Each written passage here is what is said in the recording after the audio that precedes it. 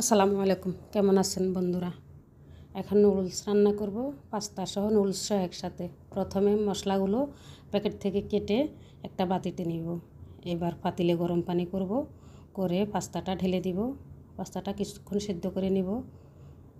কিছুক্ষণ যখন সিদ্ধ হবে তারপরে নুডলসটা ঢেলে দিব। পাস্তা দুটোটা একসাথে দিলে নুডলস গলে যাবে, এই জন্য নুডলসটা পরে দিতে হবে।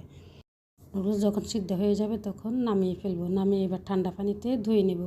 সাথে সাথে ধুইতে হবে, না হয় এগুলো দলা পাকিয়ে যাবে। এবার কড়াইতে তেল দিব, একটা কড়াই বসাবো চুলাতে। কড়াইতে তেল দিব, দিয়ে পেঁয়াজ দিব। পেঁয়াজগুলো যখন নরম হয়ে আসবে একটা ডিম ভেঙে দিব।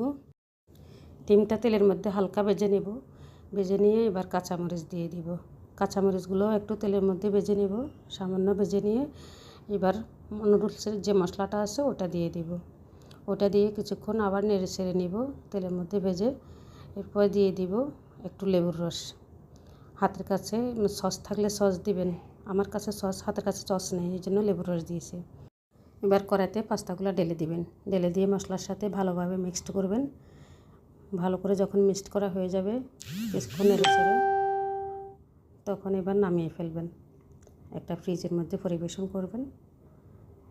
দেখুন, দেখতে যেমন সুন্দর, খেতে অনেক মজা।